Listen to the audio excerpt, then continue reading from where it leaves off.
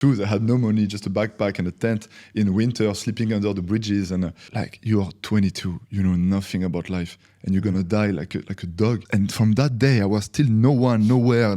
But I reconnected with this compass of feelings. And one step after another, one breath after another, I found my way. I enjoy so much being with people like you that you're also a big guy. And when I say big guy, it's not about size, it's about the presence. Hey, I'm not that short, dude. And man, you're a big guy in many ways. You're pretty short, bro. You're pretty short. If I saw you walking on the beach past my wife and me, I'd be like, I bet you wish I looked like that motherfucker, didn't I?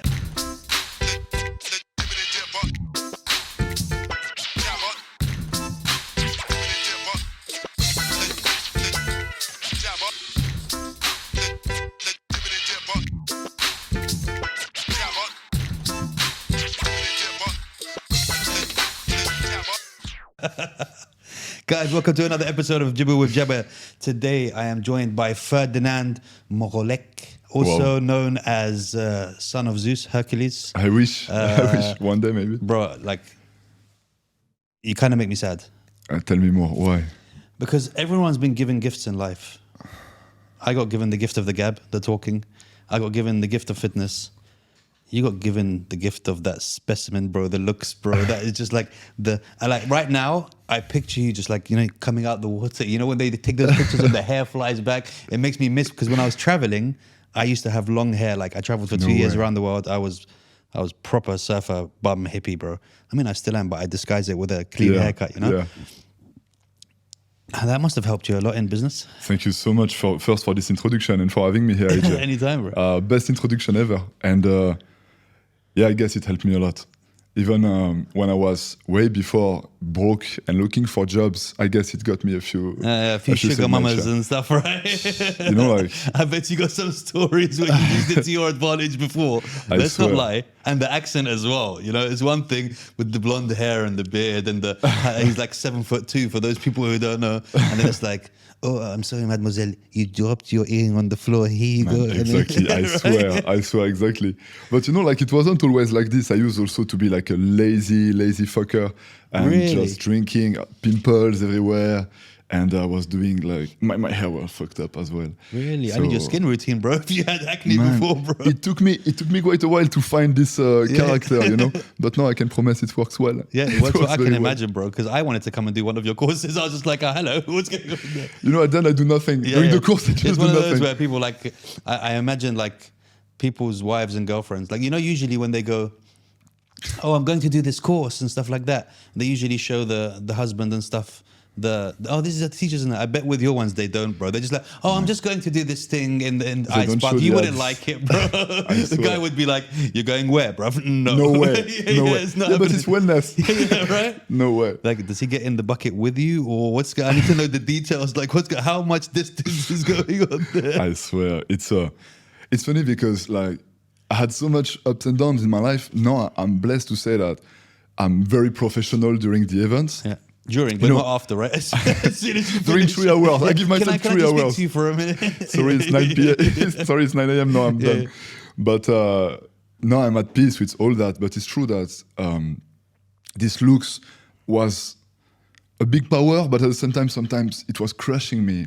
You know, and I'm happy to be here because I wanted also to be vulnerable with you. Like every time I do a workshop or events and coaching or even podcast before, I'm like the one a bit holding the space and giving the speech and but I was with you, I'm like, look at this big guy, you know? Look at the story he has. So for once, I'm just going to be the baby here. But do you feel like you kind of get judged like that? Because I'm going to be totally honest, bro.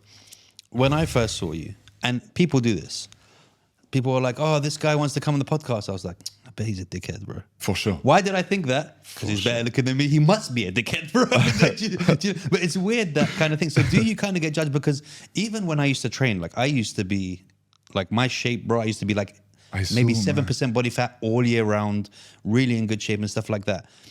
And a lot of people, once they got to know me, they were like, you know what? I thought you were going to be an asshole first, just on outwards appearance, because I was very fit. They were like, you must be one of those gym head guys who you know, who's so full of himself. And that's not my character. I was never like that, you know?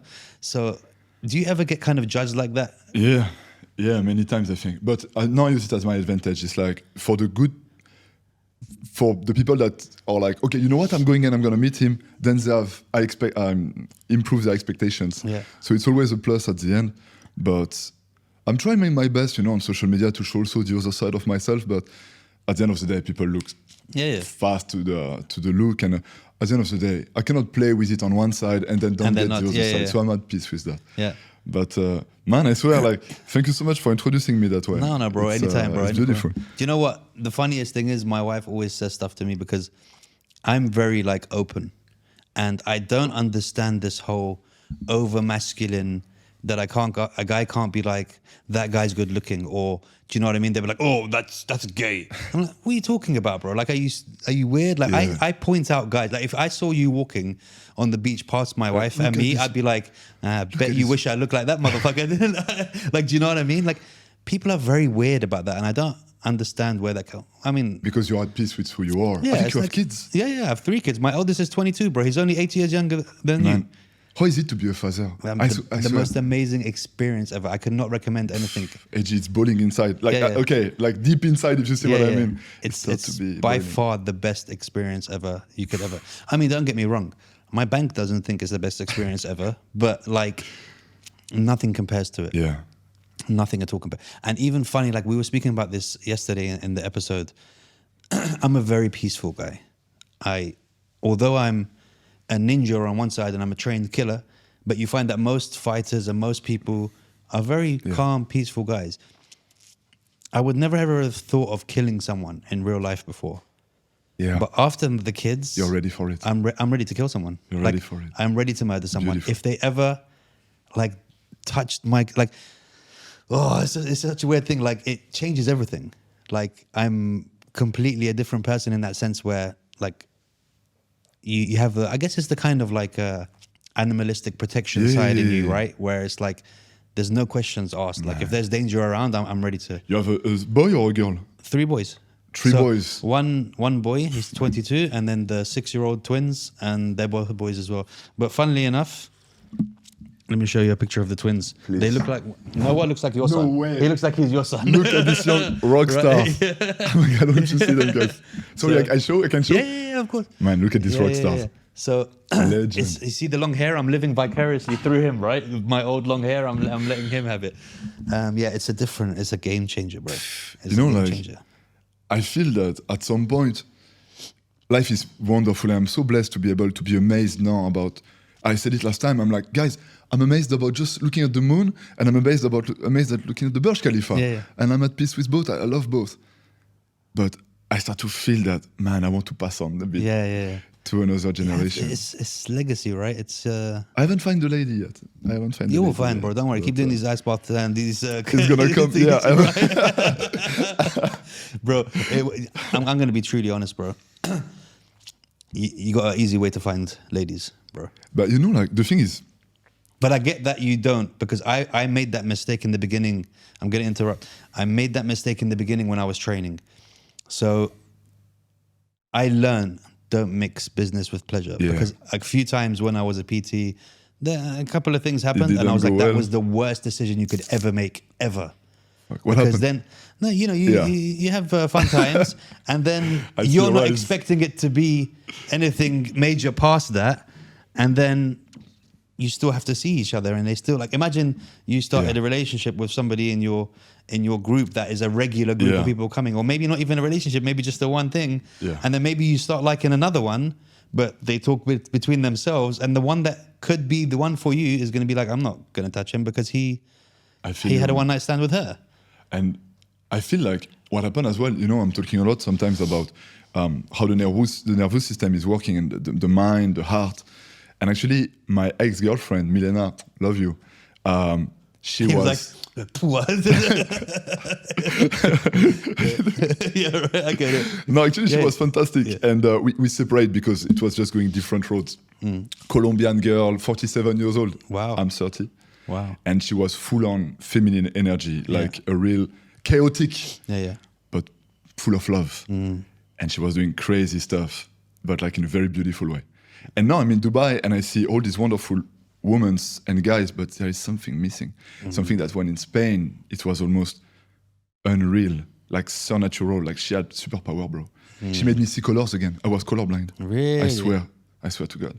She was doing reprogrammation, some kind of techniques. That's a lie. She was I like, swear to she was God. wearing lingerie. She was like, if you want to do something now, you tell me what color this is I'm wearing. You're like, red. It's 100% red. swear. Let's go, baby. Let's All go. my brain cells were on. It was just like the focus. It's Wow. red.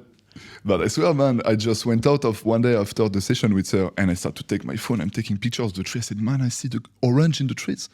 I see the colors of the cars. That's where you were wrong. The trees are green, bro. It was all wrong. You're like, I can see these beautiful orange leaves. And she was like, yeah. No. Wow. Yeah, crazy. Okay, so we need to get some backstory for those people who don't know. So, first of all, what a name, Ferdinand. Who is Ferdinand? Man, what a name. It was hard to carry it at the right? beginning. Huh? Yeah. And I don't know who I am. I will say that Who I was- Who has Ferdinand been? Maybe a better question. who what? Who has Ferdinand been up until now? I You told me was there's different stages that you went through and very noticeable Yeah. stages.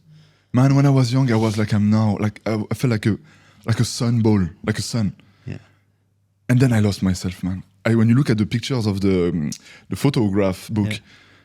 then at some point at 12, when I got the puberty, it became darkness face. Really? Yeah, deep down, I started to drink at 13. Wow. Yeah, and then it kept on till 26. It's very French of you. It's like, le Fine verre, wine. s'il vous plaît. Only fine wine. Yeah, exactly. Only don't I was an Perignon. alcoholic. 1984. Château Latour, s'il vous plaît. plaît. Just 2 bottles of wine. Yeah. But yeah, and I just went on like this and I completely disconnected from my feelings. I guess I was a very sensitive child. And Was that puberty? Do you think that did that? Or do you think there was any other maybe traumas or any other things that happened? yeah, I think that it was a made you- built up. And at some point at puberty, when I saw the reality that was offered to me, I was like, no way, bro. Like, no way, I don't want to live in that. Wow. It was in a shitty place in France, rainy, with my parents was not going well. And I just locked myself. And I was like, at 13, 14, I was like, you know what? I'm gonna make fucking money, bro. And that's all I'm gonna do. And I did a master in business, what I was hating. But I was good because I had the motivation. Yeah. And at 26, I ended up managing 8 online gambling website casinos Wow. in Malta. Wow. And bro, I was not going well. I was not going well at all. I was lost. And Were when you I took, getting high on your own supply? Were you gambling? I also was at the getting same time? high on the dealer's supply. Yeah. Yeah. And you gambled? No. No, because I know you're a bit UK. and No. UK But people I know are- very much about Yeah. gambling and stuff like that. Yeah. Like, and I was not gambling. I was like managing the website. But at the end of the day, bro, it was so dark. I swear. And I was drinking a lot, taking drugs on weekends. It was all my life. Very clear which drugs he was like taking drugs on weekends. Draw a straight line there. Like, yeah. Yeah. Taking drugs on weekends. And you know, it's like at some point, I'm sure many of your viewers are like, even more in Dubai, we are creating the life we think we want. And then we tick all these boxes and we are like, my God, fuck, something is missing. And you can add more of these boxes, it still doesn't fill you up. And that was where I was at.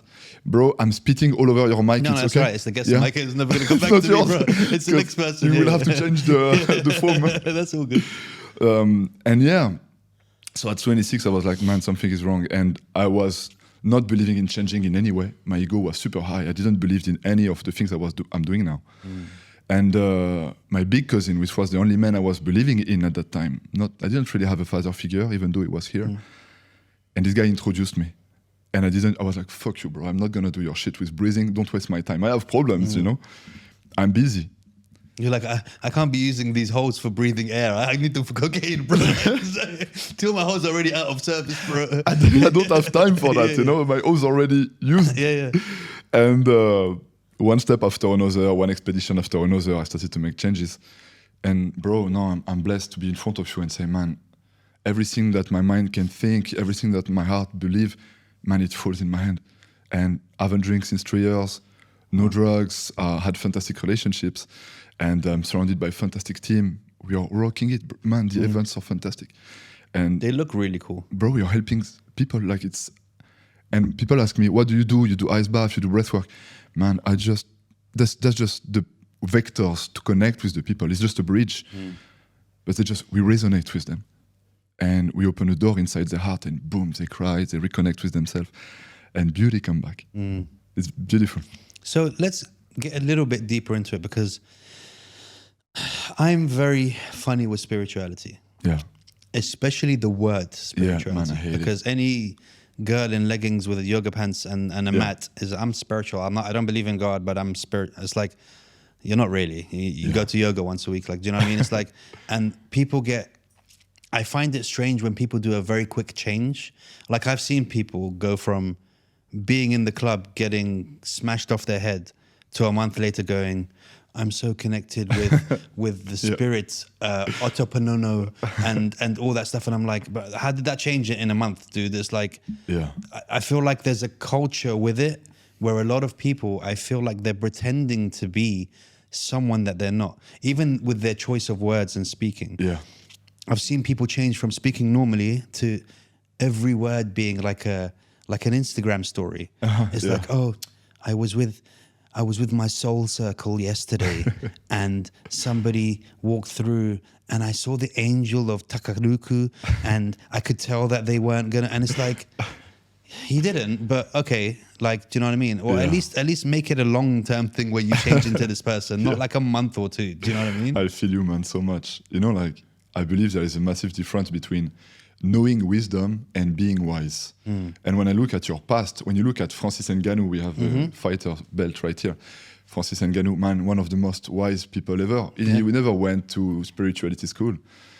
He was working in the sand mines when he was 9-10 years old. Man. That's why he's got that punch, bro. when you're digging sand with a shovel all day, 18 hours, that's going to give you some serious back muscles, bro. That makes you wise, you know? And I feel like this is a massive difference. And I guess people try their best, you know? Everyone is trying their best. But before saying I'm spiritual, it doesn't mean anything anyway. I don't think any people that is spiritual will say I'm spiritual. It's like people say I'm humble. We can connect with spirituality. I'm very humble. I'm very humble. It's like, we wouldn't say that. You don't need to say that if you are. Like, you know? Exactly. I have the world I'm record not racist, of humbleness. but like, do you know what I mean? Exactly. Man, I swear. I feel you, you know, and I think it's a journey. When I started this journey with breathwork and ice bath with Wim Hof. So you did it with Wim. We're going to get into that. We can get deep into that. It became very close. After 9 months and the first expedition, I was drinking much more than ever. I lost all my cash, alcohol, even more. So wait, your first one, was that with the Wim's group? Yeah. So explain that one to me, because I want to know. Everybody talks about their thing while they're spiritual. Yeah. Once they've become and started to understand. I want to know that guy who is out doing lines and gambling and that stuff. When he goes to the first one and he looks around, and obviously the group around you is past that first stage, right? So they have an understanding and they're a bit more, you know. How does that work when you arrived? Explain that to me. So I can tell you, even before we arrived with my cousin to this first expedition in Iceland, I bought at the duty free 2 liters of Hennessy bottle for 2 days. We were like, just in case, just in case. And I was already doing a bit of breath work before going there. My cousin motivated me to come. I didn't want to go. And I remember even before going to the event, I was late. Didn't want to wake up. We were late, and I'm like, bro, I just farted. I pooped myself. We have to change. My cousin was so upset. I was like, bro, I have to change. I think I was stressed, you know, to where I was going. I was afraid. Because it was kind of like an intervention, right? You don't go where you go. Yeah. Because at that time, you don't know yourself. And you're getting there. It was a big event, so it was massive, this one. It was a one-day event. And you have this huge crowd, and you see the guy, and you're like, I think I understand what he's saying, but it doesn't. It's not resonating inside. Yeah. I'm enjoying the vibe, but I don't really understand everything. But then you do an ice bath, then you breathe a bit, and you start to feel a bit better. You start to feel different. And then, just between me and my cousin, we went to climb a glacier, just in shorts. Wow. No safety, nothing like this. Just between us, we were pumped up. It's not at all within the recommendation of Wim Hof. It was just him and me. And man, I remember running in the snow, singing The Offspring with my cousin out loud. And I'm like, fuck, that's what it is to be alive. Yeah. But you don't need to be in the mountains. But at that time, I didn't know it. And after that, I came back to Malta and I left my job, my ex-girlfriend, and my job at the gambling industry. And I crashed even more right after that. Wow. Because I had, like I would say, many people, this burst of, I am spiritual now, I get it. But because it was in the location, once you took away that location, you were like, oh shit, but I'm still here, and it's not motivating to keep that going. And you don't know anything. Yeah. So I left it all like, I know all this is trap, all this is shit. And I left it all, but then I'm like, bro, I'm just still a piece of shit, you know? I don't know anything. And I crashed on top of that, more. I'm not making any money because I quit my job as well. You did? Yeah, way. No, sorry, I didn't understand. Yeah. Yeah, I quit my job, bro. And like, it was so scary because also I had a lot of trauma with money from my parents that were completely broke. So it was tough. And I lost it all during 3-4 months. And then with my last 3,000 euros, I booked another expedition with Wim in Thailand this time. It was my last ones. And 1 week before with my cousin as well, which was really helping me on this journey. The week before the retreat in Thailand, we were drinking so much. Like we spent everything we had. We just drinking, doing balloons, you know, with the gas, nitrous, nitrous, and drinking. And then we did 1 week box Thai, which already gave me a good slap in the face. Yeah. And then I end up on the beach with Wim, and he's screaming in my face, you know, like, breathe, express. And he told me, as soon as I arrived, he said, you have a poker face. Yeah. Like, you have a poker face. This is not you. I was like, you know what? Fuck off, bro. Yeah. You know, like I went on this journey. But that day on the yoga mats on the beach, something happened, man. It was painful, so painful, but I had nothing to lose. I already lost everything. You already shot yourself. So I already shot myself. The worst has already happened. I'm like, I'm already dead, you know? And actually, this is when life came up. And it felt like a bottle of champagne rising from the death. And bro, boom, I started to cry a lot and cry for 2 hours. People came to me, they said, you saw God. No. I said, you know what I saw? I saw that I'm a piece of shit. Finally, I reconnected with my feelings. It was a forgotten part of my nervous system that was just not there anymore, that I locked when I was puberty. You were so disconnected. I have goosebumps when I talk about it. It's and from that day, I was still no one, nowhere. But I reconnected with this compass of feelings. And one step after another, one breath after another, I found my way and kept on working on myself, still do, and it will be for life. That's crazy. And life became beautiful. So what about breathing? Because I've seen a lot of people talk about breathing. Yeah. I've seen a lot of people talk about the importance of it. What about breathing do you think people are missing from their everyday lives? Like I heard something quite interesting actually, that they said the reason Japanese people live longer than a lot of other people is because the way that they speak, the way they breathe when they speak, it actually amazing helps them. They're like that. They're taking in more oxygen than letting out. It's weird. Like I don't want to quote it and get it wrong, but something about the way their dialect is that they're breathing in a better way in their everyday life when they're talking and stuff like that. It's true. Actually, there's a book of a samurai that says after the training, they were doing a hardcore training and then they were putting a feather on the nose, and the feather should not move. Wow. Of Japanese samurai, and we are breathing too fast on daily basis. Even now, I'm excited to be with you. I'm breathing way too fast. And for just quick drop of knowledge, breathe by the nose, by the belly, less than 10 times per minute. It's already a good start. Like right now on daily life, less than 10 times a minute. At least less than 10 times per minute. That's a breath every 5 to just 10 seconds. As slow as you can at the end of the day, without forcing it. But it's already a massive difference. There's also a monk that is saying that we all have a certain amount of breath in life, so let's breathe slowly. Breathe slow, don't get to the end, And choose your moment of stress, of course. Go do sports, go do challenge, you're also an entrepreneur, go have the challenges. But when you are relaxed like this, let's try to by the nose, by the belly. Because mouth breathing, it raises the heart rate anyway, right? So it activates the sympathetic part of the nervous system, which is the one of stress. And we're already very stimulated outside. So it's our responsibility now that we have the knowledge, and now that you guys watched also this podcast and you know, okay, knowledge comes with power. Spider-Man quote. He's right. And now let's breathe slowly so you can influence your nervous system to slow down. Because the thing is, like, when you're into a state of stress, your physiology doesn't work the same way. And for example, you cannot digest emotions. When the house is on fire, it is not when you're like, I should call my kids. No. You run. You save the kids, maybe. But you don't care if they're emotions. But then you're finally at rest and safe. Boom, emotions can be digested. And at the end of the day, I love to create things. That's why I'm here. That's why I'm in Dubai. That's why we are here. Let's use our mind to create the most beautiful things. But the connections to the emotions is what makes sense to all of it. Yeah, it's crazy, man. I've even heard of people who tape their mouth closed when they sleep.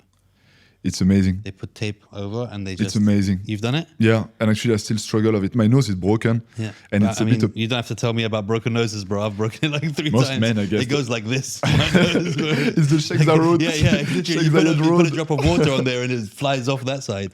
But yeah, no, I heard that it's really good. And it's really interesting when you start to see the different things. Like even when you're training or you're boxing, whatever, they're just like, breathe through your nose. Don't. Yeah. If you start breathing out your mouth, that's it. Your cardio is going to finish within half a round. And also your IQ is getting disrupted by breathing by the nose. You're able to have your full intellect capacity. I cannot say that it made me smarter, but at least I reached a higher potential of my IQ thanks to breathing as well. And I should get the operation actually. It's on the way. And you know, like actually we were talking about wife and women, and if you want this to work well as well, it starts when it works the best when you start at a rest state of being. So if you're able to slow down your state, so you need to breathe from your dick. Kinda. That's why you have a hole in it, guys. Kinda. Connected to the guy that has no idea about physiology, you can breathe. Yeah, bro, but that's the thing that a lot of people don't realize how everything is connected. Like, you get people who are overly, you know, these businessmen that are just so, they need to take Viagra and stuff like that because they're so overly stressed and they have so much on their plate that their body's like, I mean, this is the last thing that I'm going to do for you right now. Like, you've got me, you've got my hormones all over the place. Man, you know, even more in Dubai, I love Dubai. Yeah. And most people, when I left Europe, they said, Ferdinand, you're going to lose yourself. This is not spiritual. Dubai is not spiritual. That's what they were saying. And for me, it's like, it's all good. But it's a bit a waste if we have the best hotel, the best beds, the best restaurants, but we have anxiety in the belly, we have foggy brain, our dick doesn't work. This is a bit a waste. Yeah.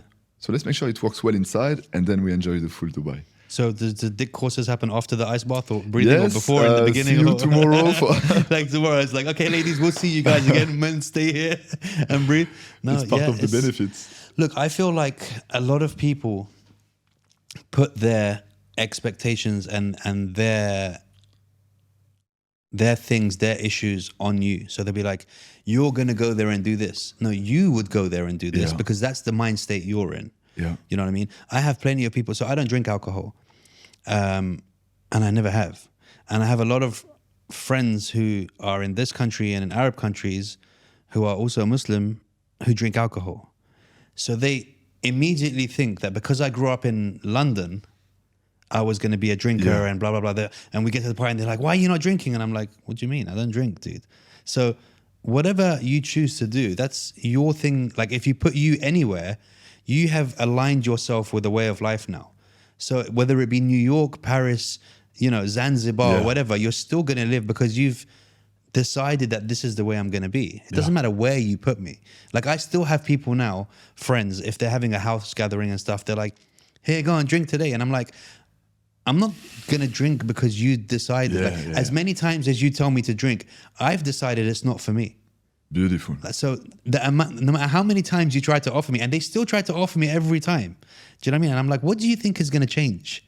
Like, because it is who you are. Like, it is your being. Yeah, what do you think is going to change just because this time you ask me, I'm going to be like, all right, cool, let's do it. It's like, and why are you trying to force your thing on me? Yeah. I don't force my things on you. I don't say to you, get up at 6 a.m. and train every day or do this and you must do this martial art. Or you do your own life. But it's like, just because you want to drink and that's the only way you can have fun. Do you know how many times I've had people come up to me in clubs going, no, you're drunk, bro, you're drunk. Yeah, and definitely. I'm like, I'm not. I'm just enjoying myself. Yes. And I don't need the alcohol to do that. Like, I always believed that alcohol was just an excuse for friends to have sex with each other. Makes sense. Like, for people to either lower their inhibitions or raise their confidence. They call it Dutch courage, right? Yeah, fair enough. Do you know what I mean? Like, I was like, look, we can do it without having drinks, it's fine. And I feel like it gives them a bit also of excuses to be themselves. Exactly. But when you have a bit of, when you train a bit to have some balls and courage, you can also be yourself just like exactly. this. And that's the thing that they lack. Man, you know, like when I look back, all the drinks that I had and man, in 1 year I had more parties and fun and I can party every day. I'm not hangover. Yeah. And I love to party, but don't drink, no drugs, and I'm at peace with that. And I feel like, man, I will give you one. I was in Malta And this cousin, which comes back a lot in my life, it's a big part of my life, come to visit me. And we went hardcore, bro. Like drinking. And we were in this transition. We were starting to jump in Malta, in the sea, but like it was full of rocks. We start to hurt ourselves. Wow. We go back to the bar. And at the end of the day, we come back with my big motorcycle.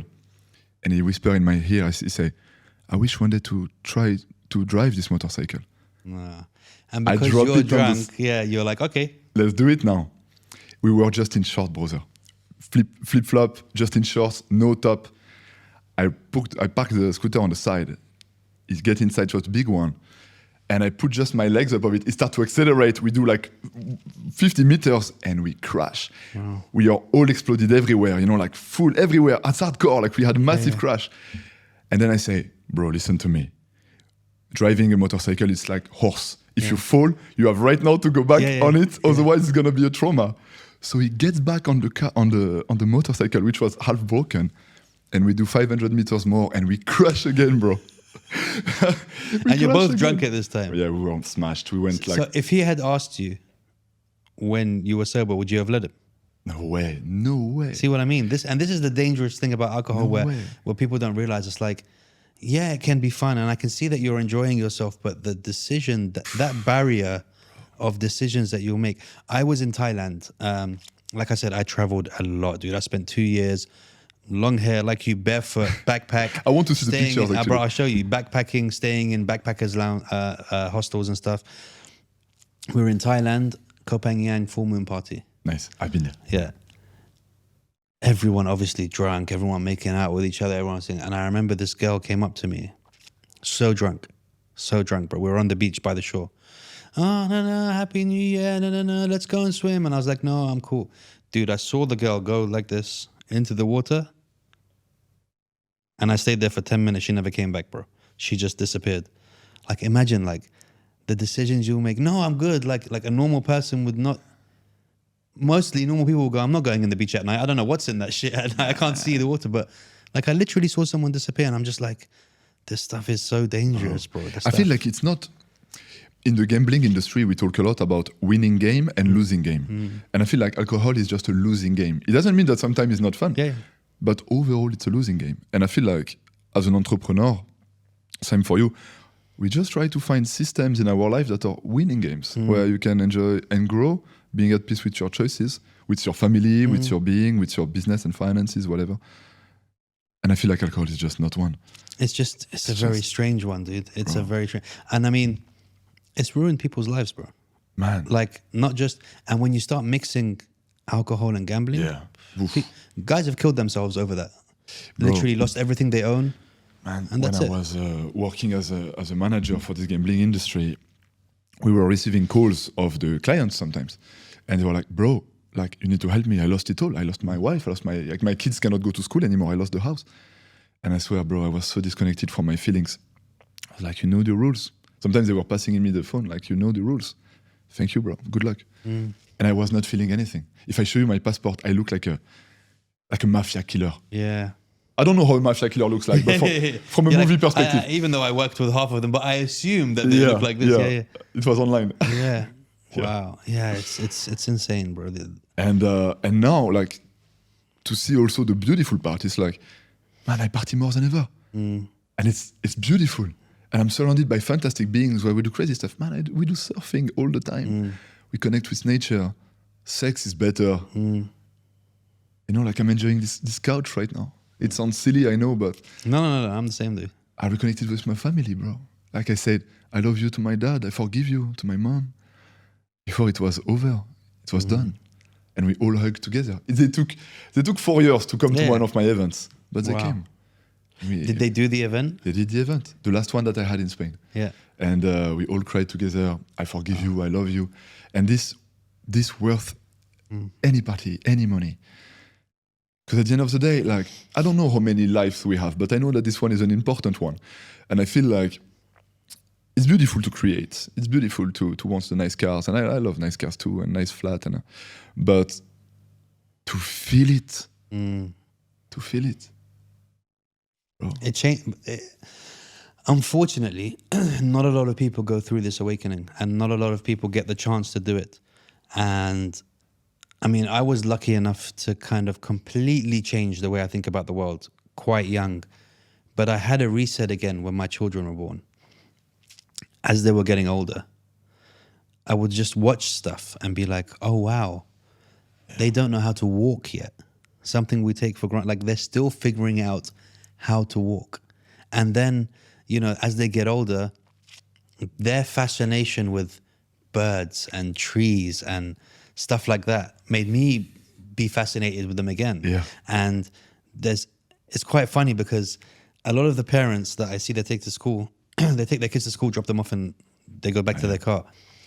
And I remember some of them looking at me, and we're being late, but my son's like, oh, let's smell the flower. And, you know, a couple of years ago when they were like 3, 4, let's smell the flower. And we would smell all the different flowers on the way there. Legend. And initially I would do it because they wanted to. And then I'd be like, oh shit, this one smells different to that one. And this one smells different to that one. You start to kind of reappreciate all that stuff again, going, wow, like this world, forget about cars, forget about all this weird stuff that we have kind of made as a distraction because we're all scared of dying. And if we can just do all this stuff, we won't think about that or that, you know what I mean? 100%. This earth has so many beautiful things to do.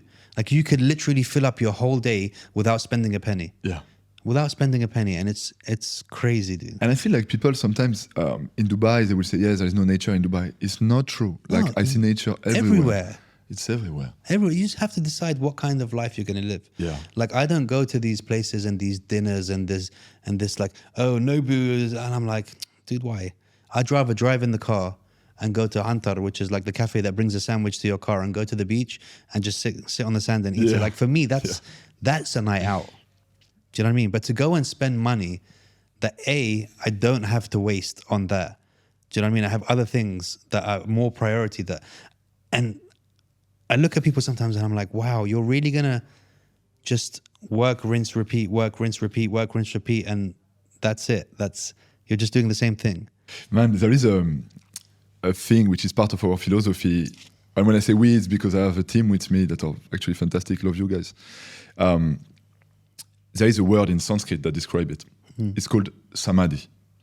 And samadhi, it represents basically the cessation of self, which means that you don't attach yourself with your body or your thinking brain, all your labels.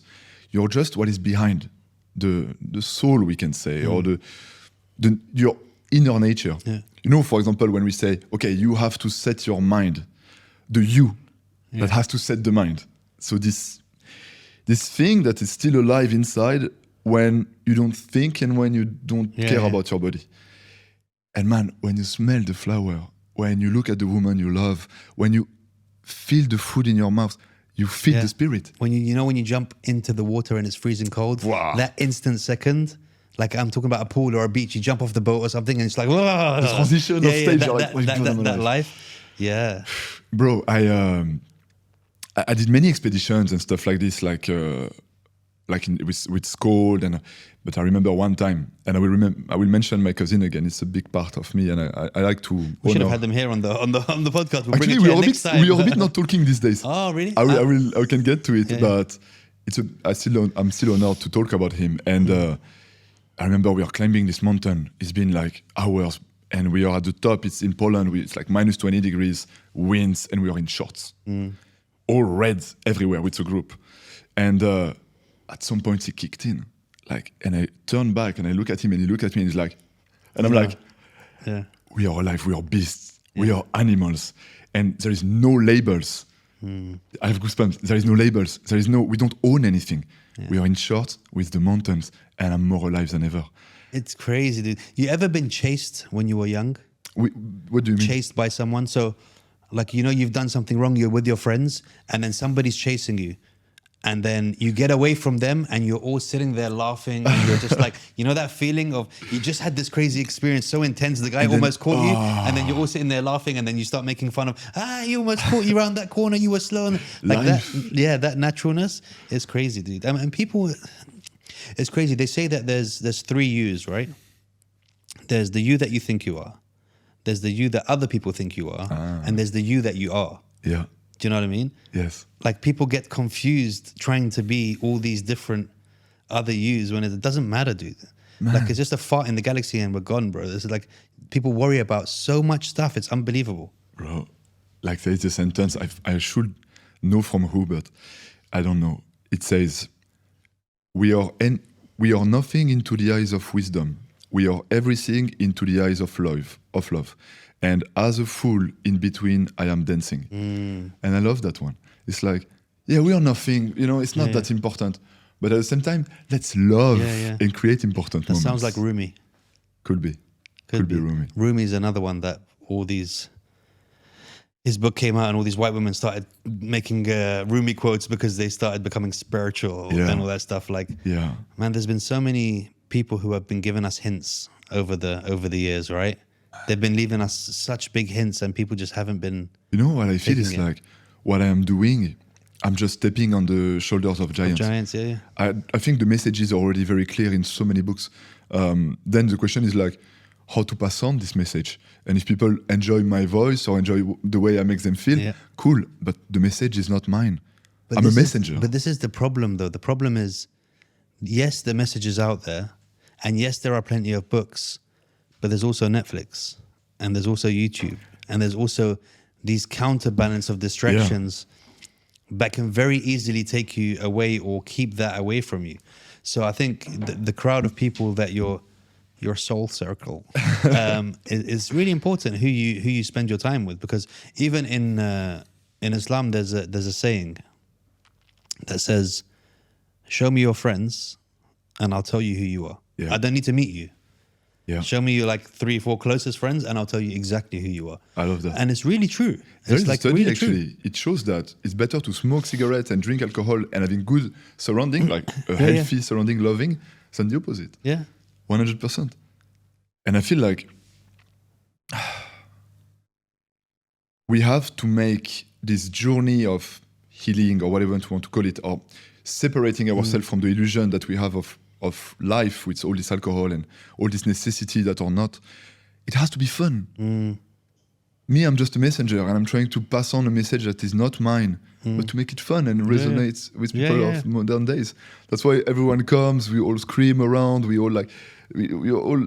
Tell me about the event. Break down an event day. Yeah, sounds good. I mean, you invited me to one which is in like 45 minutes, and this is the shortest notice ever. You're just like, you have your pants? Okay, let's go. Let's jump. So basically, what we do, some will call it alchemy, is that everything since the moment you wake up in the morning, or even before, since the moment you book the event until you come back home, it has been thoughts and felt, which means that we are trying our best to make you get into a state of rest. So as soon as you pass the door, even if you have the excitement, you have the anxiety about not knowing where you go, you are as much as possible into a state of safety. So when we start to use a bit the breath, to play a bit with our body and our nervous system, magic happens. And actually it's not magic, it's science, but we can use both vocabulary of science or spirituality, doesn't matter. And what happens is that once you get into a different state that you are used to, you're like, my God, actually that's how it feels. Oh, fuck, actually I am powerful. Actually, that's what I want, that's what I don't want. And then people, they stop drinking, they stop smoking, they change work, they say to someone, I love you, they say, I forgive you to someone. And it changes their whole life, but I don't change their life. I'm just making a way for them to reconnect a bit deeper with themselves, to a deeper part of the nervous system that they have forgotten. So, long story short, they come. It's already expect a big hug when you arrive with me or Kenny or Antoine, my business partners, which are fantastic. And you sit. I'm talking a bit of shit just to make your mind at peace. And then we start to play. They're all unique. They're all different. But sometimes we start just with the breath. Sometimes at Aura Escape Pool, something I love is like I bring everyone at the edge and I'm like, guys, we are going to wake up Atlantis Royale on the other side. And they just arrived. It's 6 a.m. in the morning and everyone is just screaming as loud as they can. And the goal is to wake up Atlantis Royale. And things are happening. Then we do breath work. I give them some tools. And the breath work actually, once again, is just a remote control to play with the nervous system. And we can talk about science for ages, but the goal is to feel. And then you wake up, you're like, what the fuck just happened? And they learn about themselves again. It doesn't change who they are. It brings them back to who they were. And we end with an ice bath. But it's a whole party. We put like French Afrobeat. Nice. We're all dancing, we're all screaming, we all support each other. So you don't have the dun dun dun and a little symbol. No. Like, Yes, this is the Ding. 500 hertz. Yeah. Wave. So I love also this kind of stuff. It's not to put into the trash, but No, not but now. you need to give people something that they can slowly go Yes. into it, because that's the worst thing you can do. I mean, I went to a yoga class once, and it was just so over the top, like pretentious shit, bro. Yeah, That I didn't enjoy the class, and I never went back yeah. because they were pushing this over the top kind of like I even believe that the guy's accent was fake. Like that, to that point that he was putting on a much heavier Indian accent just to make him seem like he's more of a guru, you know what I mean? Excellent. Like I'm sure I heard him speak in an English accent 2 days before, like, you know what I mean? Man. It's just too much, it put me off, bro. I saw you with the podcast with Deepak and his Deepak? accent, Haman and Deepak, you know, the two podcasters, the two humorists, or whatever. It's Sandeep fine. and Sandeep, not Deepak, Sandeep. Bro, Thank I you so swear I much. think he's faking it, bro. I swear to God, Man, bro. I invite you But to he's go have a not. look at this podcast. He's not, bro. That's him, bro. Legend. I think he's a genius, bro. I think he's a genius. But he doesn't know. That's what makes him more genius. He's innocent genius. Yeah. That's it. He's just like, everything he says makes me happy, dude. Everything Man, I he watched says. the podcast. I mean, Deepak, I don't know why. Yeah, everything. But my is God, just- he's a legend. And actually, I believe that what helped me to take a way that resonates with what we are saying is that I made my way with Wim Hof. And Wim Hof is like this. He swears all the time. Exactly. He's himself. But you can relate to that, though, can right? relate. So a guy like you who was drinking the night before, Exactly. shat his pants and turned up, Man. like, and then someone says to you, "Fucking go over there and breathe." Then you were like, Exactly. "Okay, this guy's cool." But if you entered there and he said, "Now you're entering the seventh I would have never. hole of Uranus," and you know what I mean? It's like I've been to places before and they start telling me about Mercury's retrograde. I'm like, bro, I haven't taken my shoes off yet, bro. Just give me a second to Give me figure a out sec, let me which one's breathe. my map, bro. Just let me get there first. And I think that's really important, because also what you're doing, it's not just spirituality, it's also a healthier way of life, right? Yeah. Teaching people how to breathe better, like you said, how to live longer, and some people, they don't want all of the mumbo jumbo with it. Yes. They'll accept it, Yes. and you can reach more people this way. Let the other people do it the other way, and you do put on the Afro beats and then 100%. and get the people that they can't get.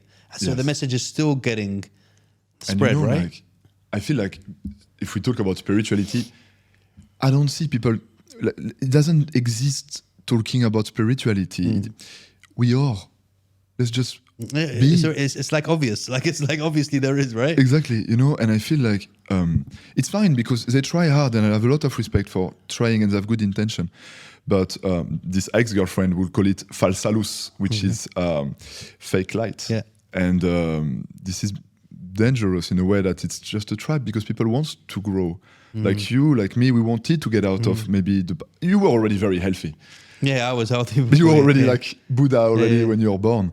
But I wanted really this journey, and if I was going into this type of people, it would have not worked. But I feel like I'm happy to talk about Mercury, but let's talk also about just, you know. That's what I'm saying. Yeah. And you know, a good teacher can recognize that everyone is different and how to. I think that's what separates a good teacher from a bad teacher. Like, for example, I have twins.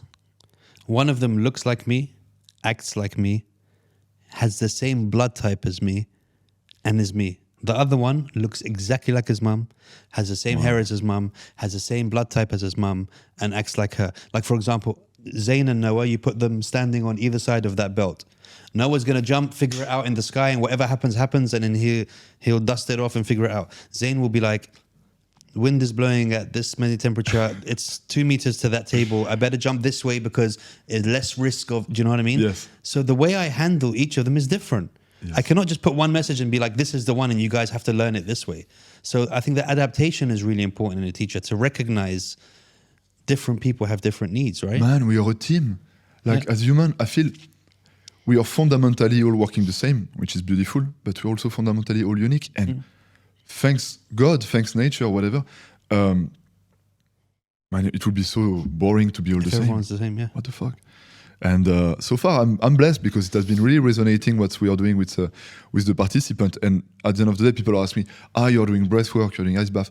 No, guys, this is just a bridge to connect. And of course, there are very healthy things that I invite you to do. But at the end of the day, is to show just a way to be. There is also something else that happens, I see, unfortunately, very often. People start their journey and then they start to connect with how they are. They have a lot of fantastic intention and good feelings, but then they don't have the strength to express themselves. Yeah. So then there is a massive dissonance between what they have inside and their reality, because of course inside they know it all, but they don't express. So their life stays shit and then they get frustrated and it's a vicious circle. And they're scared as well of again, having this, I don't care at all what you think of me. This zero fucks given, like I'm not here to impress you, whatever. A lot of people don't have that, so they fear judgment from other people, you know. And I can only imagine how difficult that must be for someone who has to act or portray a certain way, but is someone different inside. My God, like even someone who's growing up and they're gay, but they're around the group of people that are not going to accept that. So they're around the boys and the boys make jokes about the girls and he's going to be like, oh yeah, I would shag the shit out of her. But really he's thinking every time you tie your shoelace, I'm going, well, do you know what I mean? And not being able to be the true you, it must be very difficult. And you get that here a lot as well. Man, I think there's a sentence that say, tension is what you think you have to be. Relaxation is who you are. And don't get me wrong, guys. Look, I have long hair. That all died. I have a tattoo on my neck. And I looked for myself a lot and I hit many walls. So my message is just, if I am a bit myself and I'm a bit extreme into it, not extreme, but a bit more than the usual day-to-day guy, maybe it will give to someone maybe I can be a bit more myself. Maybe I can be a little bit more myself. And at the end of the day, if you take tattoos, for example, man, that's a massive joke. Like tattoos is just a way to express the pain or the fear that you have inside in a way or another. Then it turns into beauty and it can have many meanings. But if you, at the end of the day, and I say that I have a tattoo on my neck, guys, if you know deeply who you are, what do you have to show? That's what I'm saying. What does it matter anyone else? Nothing. I did it because when I did it, and I love it actually, but I did it because when I left the corporate industry, I was like, I never want to work again in an so office. This is a way to stop me. It's a burning bridges tattoo. And that's it. When you know who you are, man, let's just go for it. And again, stages. Because we might be like, we know who we are now, and it's still 30% of who we're going to be in 10 years. I hope so. Do you know what I mean? Yeah, 100%. And like you continue, like, it's like, do you remember yourself when you were 20? Man. And you thought you were the man. In your head, you were the man, bro. And then you look back when you're 30 and go, what a dickhead. Yeah. Like, even though he was appropriate for that time and he needed to be there for you to be the way you are now, you will completely keep changing all the way through. And that's the beautiful thing. Even our body, every 7 years, every single cell is dead and a new one comes. Bro, I have a story. At 22, I finished this master degree, which I hate in business. And a very smart man that I am, after this master degree in business, I start to work in a nightclub as a promoter, bringing girls in an African nightclub. Nice. I was the only white in Saint-Etienne in France. And after 3-4 months, I'm like, my God, okay, I hit rock bottom. It's done. It was all of my hit point in my life. And I said, the day after Christmas, I said, I broke my phone. Sorry, the SIM card, not the phone, the SIM card. And I just bought a backpack, a compass, and I said, I'm going to walk to the east. Because I didn't have the balls to kill myself. And I was like, I'm going to walk to the east. And long story short, I started to walk to the east with these cheap shoes. I had no money, just a backpack and a tent in winter, sleeping under the bridges. And long story short, I end up in Slovakia.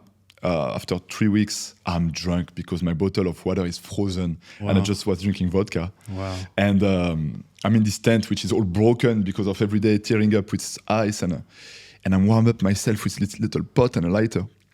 And on that night, I see the light getting slower and slower and slower, man. And I knew what it means, you know. So no more gas.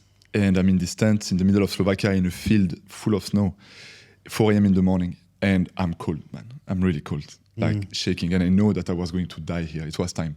And I was like, finally, like I'm going to end this shit. So I'm in my tent and I'm freezing. And because I was a weak, lazy motherfucker, I knew also that hypothermia feels quite good and it happens. So it blocked your extremities and all the warm bloods come here. So I start to feel warm. And I'm like, my God, I'm going to have a VIP death, you know? Yeah. And at some point, man, I'm in this tent and I'm out, you know? I'm like in between two states and it's like, not a voice, but like a feeling, whatever. And it was like, look at you. Like, you're 22, you know nothing about life, and you're gonna die like a dog. Look at the body I gave you. Look at the face, like the hair, bro. Look at the hair. Man, I shaved my hair at that time, so I had a mohawk because I didn't want people to help me on the journey. So I had a mohawk, and I was putting a beanie with cannabis flowers on it, and it was like, look, you're gonna die like a dog in the middle of nowhere. And I felt like a piece of shit, man. And I stood up. I put my yoga mats around me. I left everything behind. I just started to walk again, falling on the floor, walking, flowing, having hot, cold. And I make the story short. I managed to reach Bratislava by jumping into a shitty train/bus that they have there. The first hotel doesn't let me in. I was looking like a hobo and smelly, man. I get into the other hotel and I had the best shower of my life, the best beer of my life, the best wanking of my life. Not one. Yeah, about 25. I need to get warm again. It was a matter of survival. But, and I will tell you something that I didn't say, is that during this whole road trip, I was popping Xanax. Wow. A lot of it, just to fly and not think. And on that day in the tent, when I wanted to end it, I'm looking in my bag, man, I'm ripping my bags. I cannot find the fucking Xanax.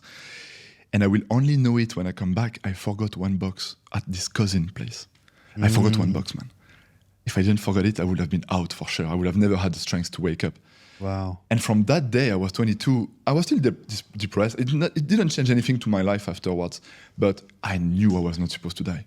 I knew it. And it was maybe one of the most important days of my life.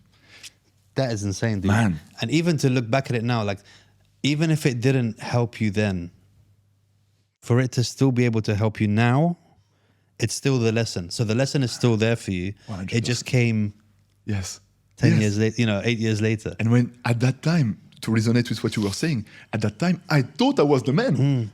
I thought I was smarter than anyone else. Guys, I solved the world life. crisis.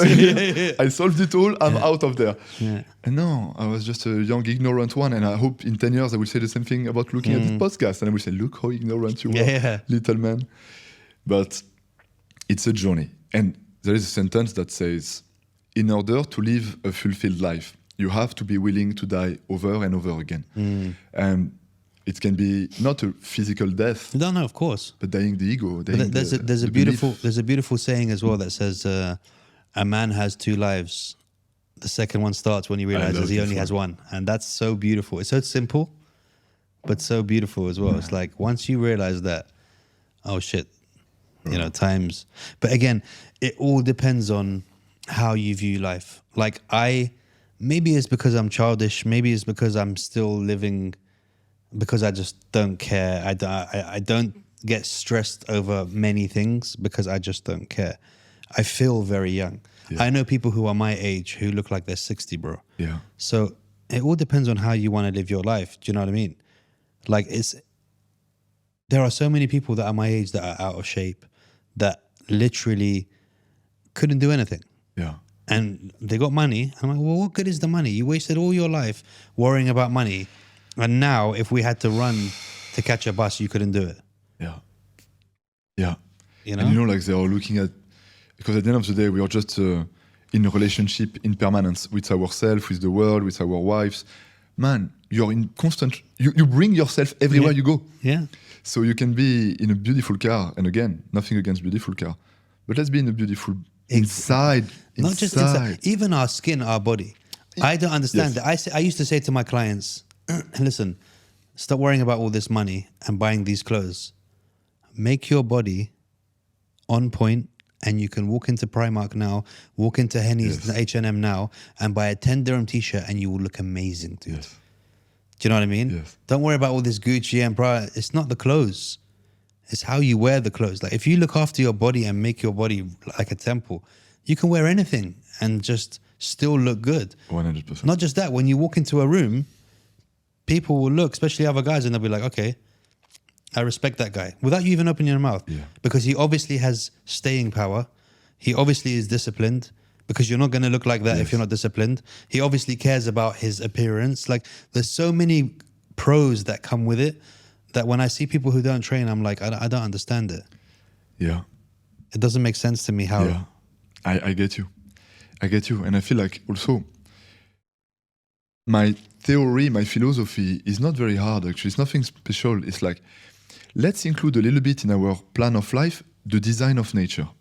Just a little bit. It doesn't mean you have to quit your job and everything. Just nature, which we are in some extended level nature, have made some kind of design on how it works.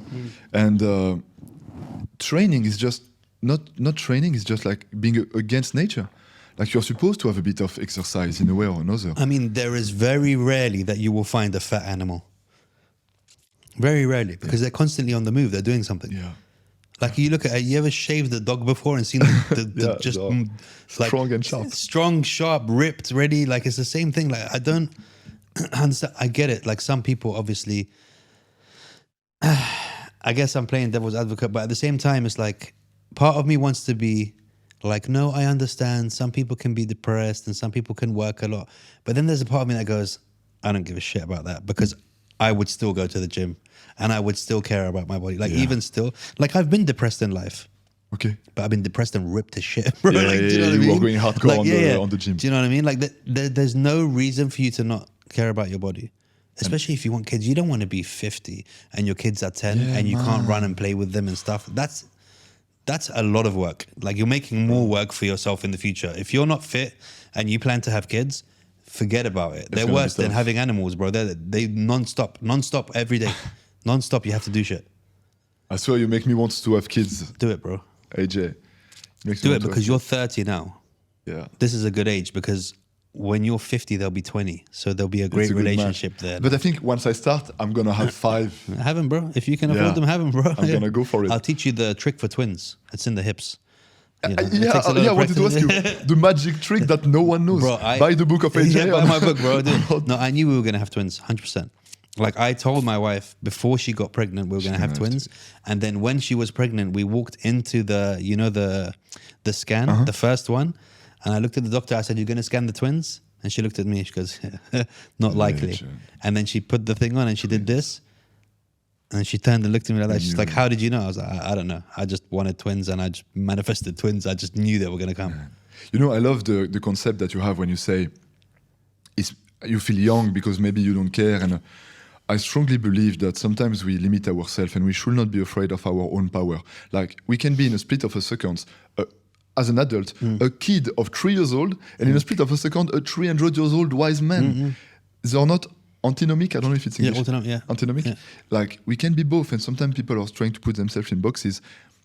Man, I love to do silly, shitty things. Bro. Being a chameleon is the best way to be able Adaptation. to just look at your surroundings and adapt to that surroundings, and that's it, and move on. Yeah, of the play. Yeah, it's and I believe when you have kids. I don't have it yet, but that's the type of father I want to be. Yeah, for sure you want to be. Like you just don't want to be that guy.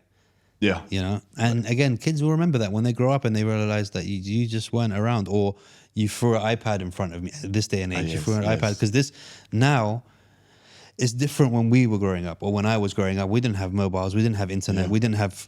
And that's like, if you wanted to play, you played. You went and knocked for your friend. If your friend was not there, that means he's at your other friend's house. He's gone already.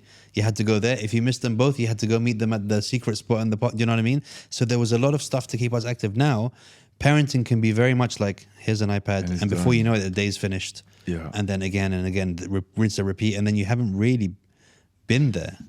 You know, I feel like it's important, I believe, to protect kids. Like as adults, let's be everything we want as long as you're at peace with your choices and you make people at peace with theirs around you. But we should protect a bit the kids. Like when I see, for example, that in games for kids, they're using tricks that are used for gambling industry. They're the same tricks. And that's tricky, you know, let's be a bit careful with that. But at the end of the day, I also trust in nature itself. Like in a way or another, it's going to balance itself. And if we have to all blow up, we all blow up. It's fine as well. But no, but the Earth will survive. It will survive and flourish without us. The Earth will actually be in a better position than us. You know, do you know what I mean? I'm really at peace with, you know, all these things going on. I'm not saying it's good or bad. I'm saying I'm at peace with that. Yeah. And maybe it's easy to say when you are in our position as well. Yeah. But still, maybe sometimes you're right also because you are into this easy position to say it. So you're detached from all the things going on. Man is a very dangerous, since man found fire, he became a very dangerous animal. And it's kind of crazy because everything we ever needed was already here. From the trees, the shelter, the food growing off in the ground and on the trees and all that stuff. Everything else is luxury, it's extras. Yeah. Do you know what I mean? We could have, people are like, oh no, but we've evolved and we do. Okay, medicine, I get it. Nobody wants to die early. So yeah, we have the medicines as that, yeah, this is the best time to be alive. But at the same time, it's like, it's very over luxurious. We don't need 90% of the things in life to have a great life. Yeah. So one of my favorite places in the world is Zanzibar. And beach, village. Legend. Like there's no space in between them. So when I take my kids there, they would see the kids in the village and I'd be like, look, they have an empty car tire and there's 5 of them rolling it, having the time of their life. Chasing a chicken, having the time of their life. I love that. They need nothing else. Do you know what I mean?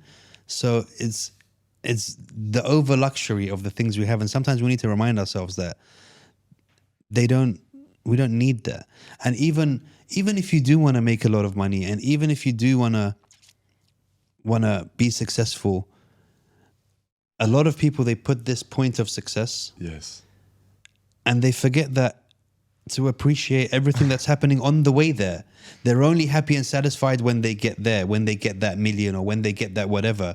And they don't realize that, well, what about the 5 years, the 10 years that you took to get there? You just closed your eyes through that whole thing because you had this goal and you didn't even think about the time that was spent during that. I swear, AJ, before coming, you know, like before every event, I'm connecting with myself, like with my emotions and the feelings, and sometimes there's a bit of tears. And I did podcast before, and I was not doing it before podcast. But this time I did it. So this afternoon, I put my headset, I connected with myself, a bit of tears. And I asked myself, why are you really doing all this? Like, why actually I'm doing all this? Yeah. Because I can say, yeah, help the world of this bullshit. The world doesn't need me. It's rolling. And actually the answer that came up was, I don't want my kids to experience what I experienced when I was young. And I don't want anyone else to experience it. Actually, that's what came to me.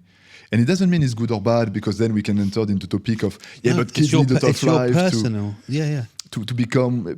I'm not saying that my kids will have the most convenient life. That's not what I'm saying. They have to have challenges, and of course. But I'm doing all this because at the end of the day, deep inside, I have a burning fire that I don't want to create a reality that was the same as I had. Because you traveled that road, so you could, like, for example, you got to where you are. On the way there, you realized that when you turned right in your life, there was a swamp there. And when you turned that way left, there was a swamp there. But you had to almost get bitten by the crocodiles in that one. This one doesn't have any. There's nothing wrong with telling your kids, we still have to go through the swamp, but I realize that one has crocodiles in it, so let's just go this way. It's still a swamp, it's still muddy, you still might get stuck. There might be a few leeches that's get on there, suck your blood, but it's much better than the crocodiles. And this is that point that you were making where people are like, no, kids have to go through. No, they will go through. They are going to go to school, and there's going to be that arsehole in school who will say something to them about their appearance. Well, let them go through those little things, but we don't have to let them go through the crazy struggles that we didn't need to go through, you know? 100%. 100%. And I believe that, and I know you do it, like you mentioned it, when I will have kids, I will learn so much from them. I will look at them and I will be like, you don't know, but I am watching you and I'm learning from you right now. So much, dude. It's incredible. Even I was talking about this on the previous podcast. Just again, learning from how my parents raised me taught me how I don't want to raise. Yeah. There's so many elements of it. Don't get me wrong. There's good elements, but there's elements that let me realize that as we've evolved, as the mind has evolved, as the world has evolved, certain things won't work then as they do. Like there's no need for me to ever hit my kids. There isn't any need. You know what I mean? Yeah. I could get frustrated and hit them, but for who is that for and for what? That I could, it's much better for me to teach them to have trust, to speak to them in a way, to say to them, hey, that was really disappointing, dude, and explain to them. So whenever something happens and they ask me something and I say no and, or no because, and I explain to them and see if they like that. If they still don't agree, I want them to come back and say, but like, I want them to question stuff. Yeah. I don't want them to be like, I said no and that's final. Like that, and that, Imagine and inside what's going on. You know, and when what are you you say teaching that. them for the rest of life? Exactly. That anyone who's taller than them, who's bigger than them, who's To accept. to just accept it. I said this, and that's final because I'm older. That's not the way. AJ, I have a question.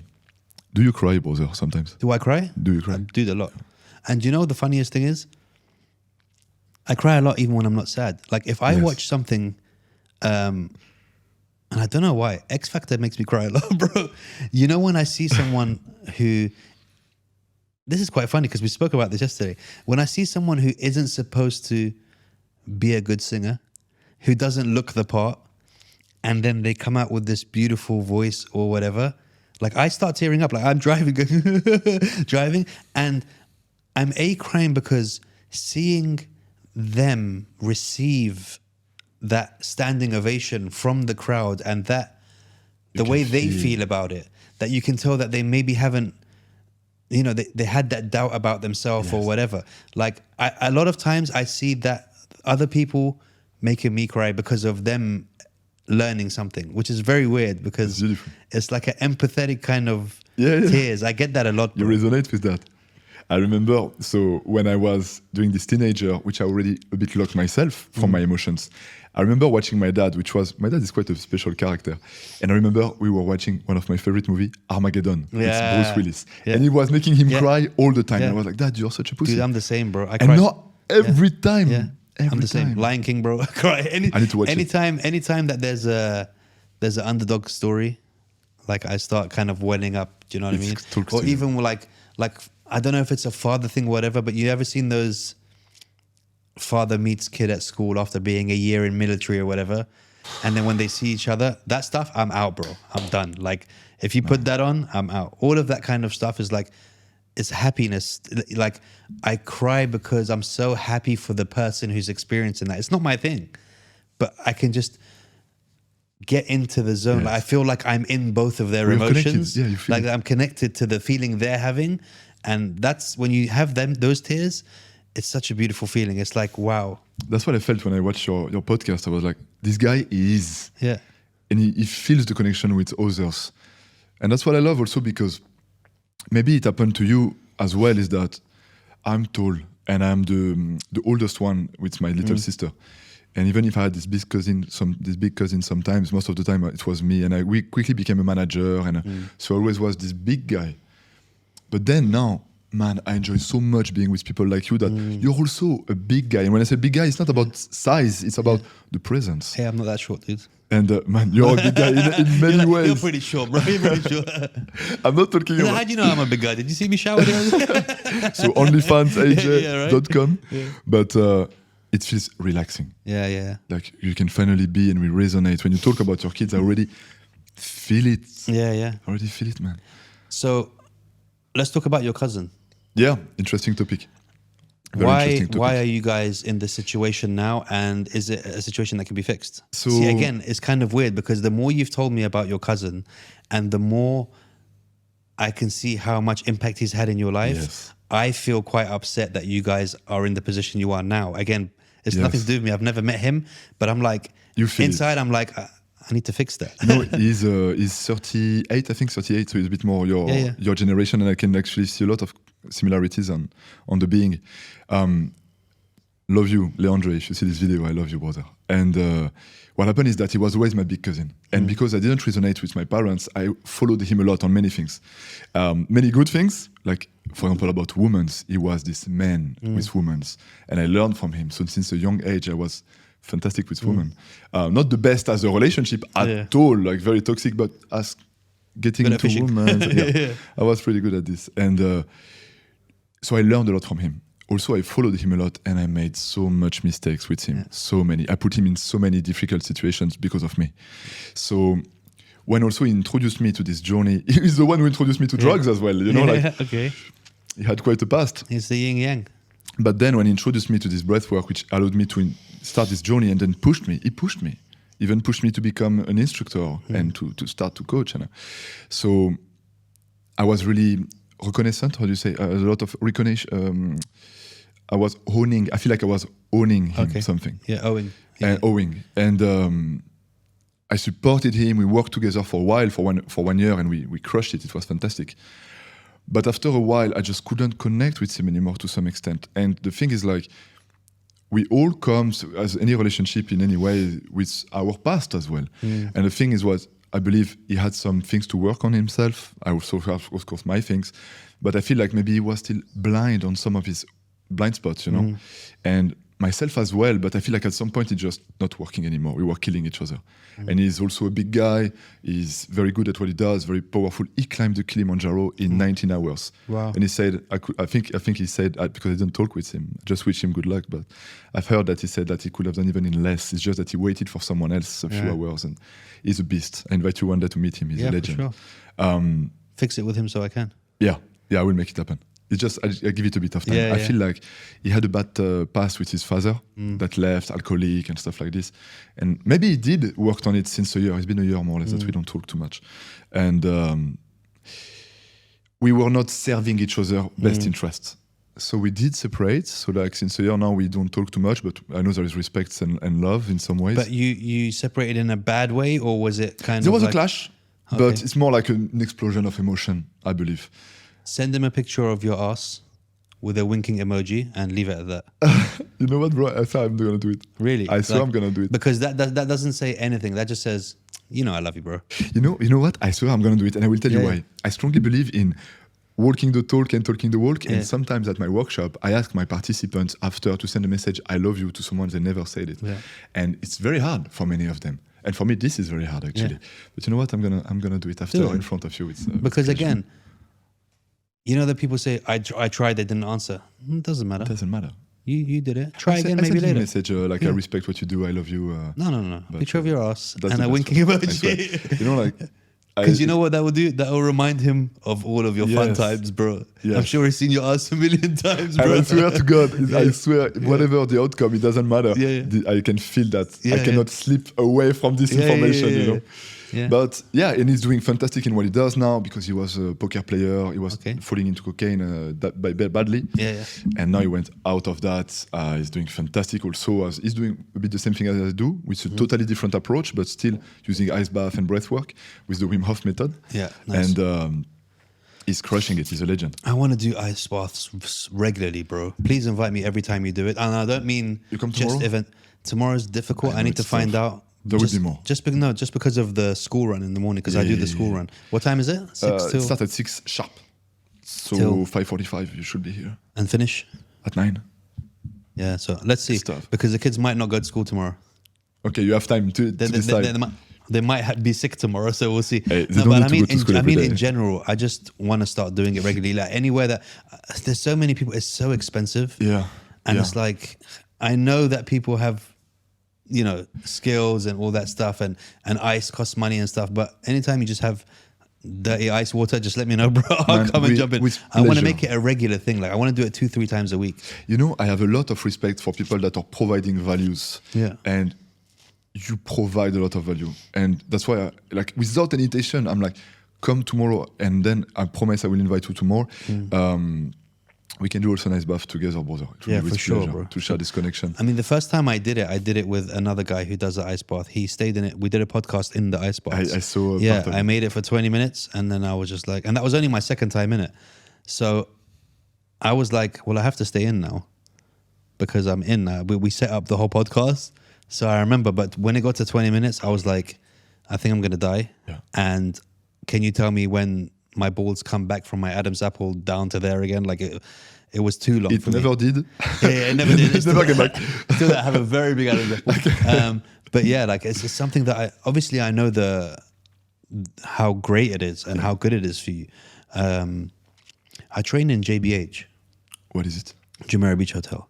Okay. And okay. they've been talking about doing something this. So maybe I can indirectly connect you with them. Please. You get paid, I get free ice baths. Works for everybody. With pleasure. Because then there's a sauna there. You can go in between both. With pleasure. I Do you love know this what I as mean? well. Yeah. I not to brag, but because I am proud of that. Because before you have to remember that I was a super lazy man, just drinking beer all day. Yeah. Last year and a half, I did 45 minutes ice bath. Wow.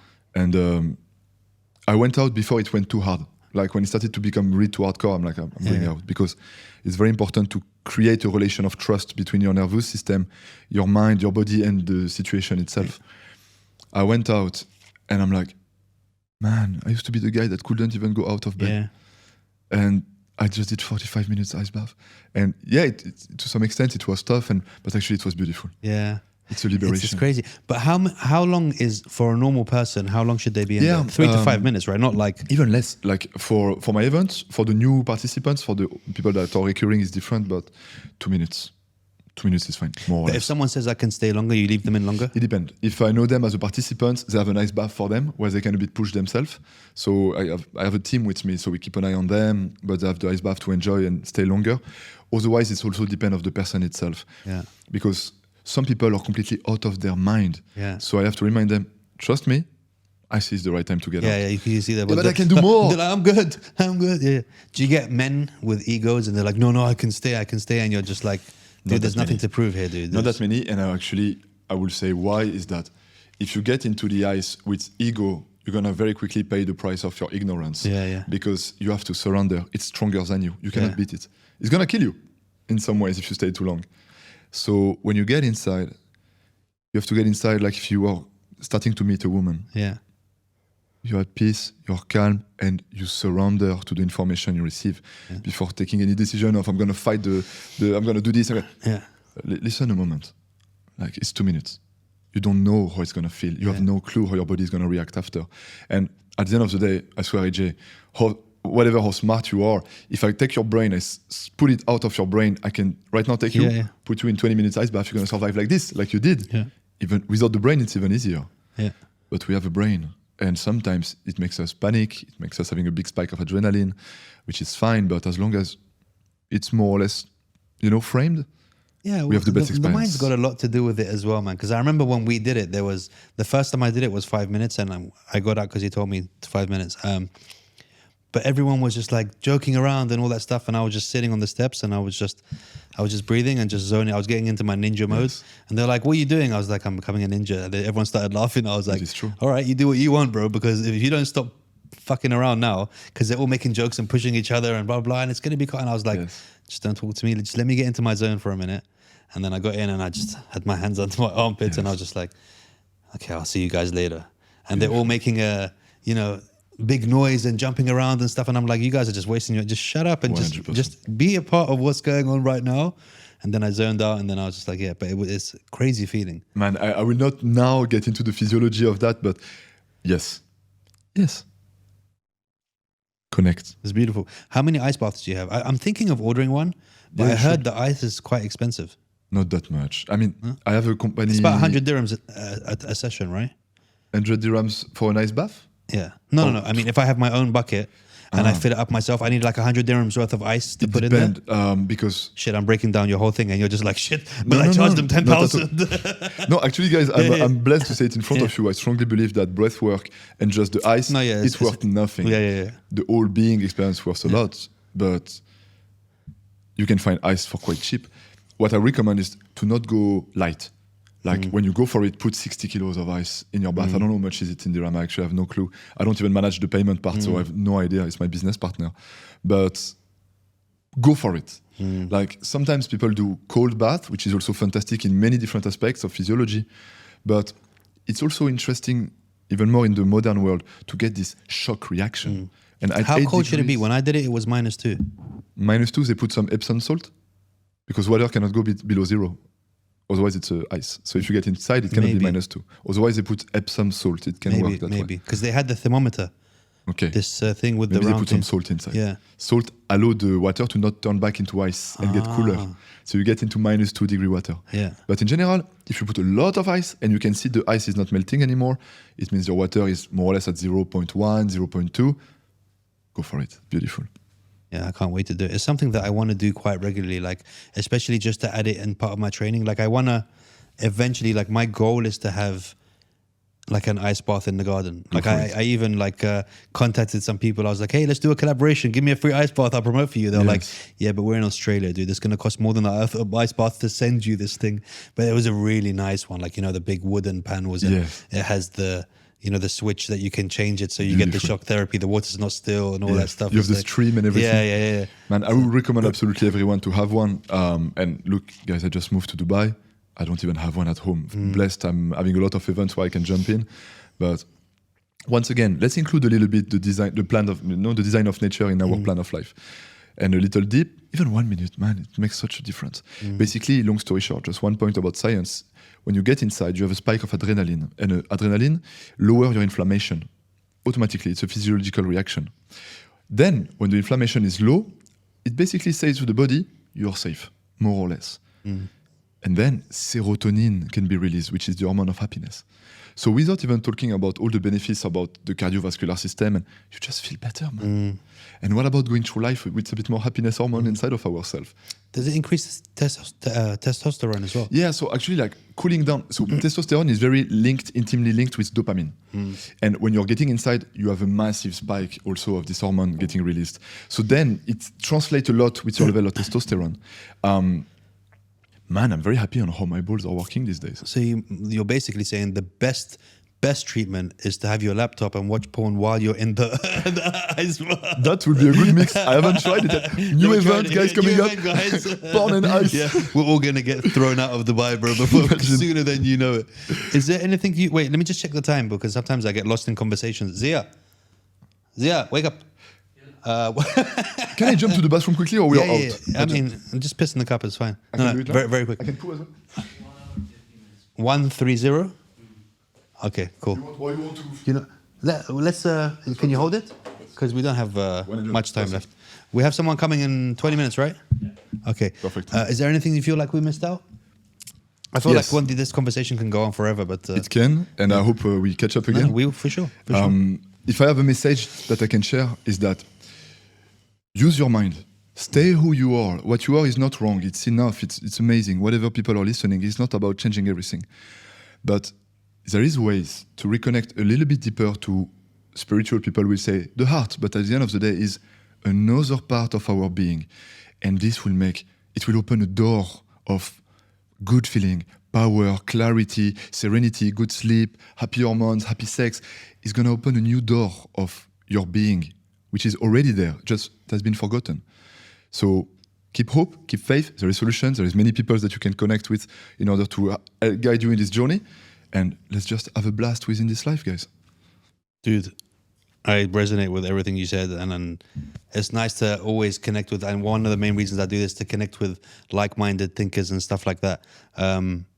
This has been your house. Thank you. It's more than welcome anytime. And we will get another episode in. We'll get me, you, and your cousins. So that'll be an interesting episode, bro. Once you guys reconnect, we'll do that. Again, it's been an absolute pleasure, dude. And I feel like we can go on. There's so much more, but that's what the friendship will be. You know what I mean? We're going to end up continuing these conversations again and again. And thank you so much for coming down, dude. Thank you so much. And guys, check the events. Tell them the Instagram pages and stuff so they can. You can go on Ferdinand Thor on Instagram or Tribe Superhuman. You're going to find it. You want to take a picture with this? I think it will work. All right, guys. Boom.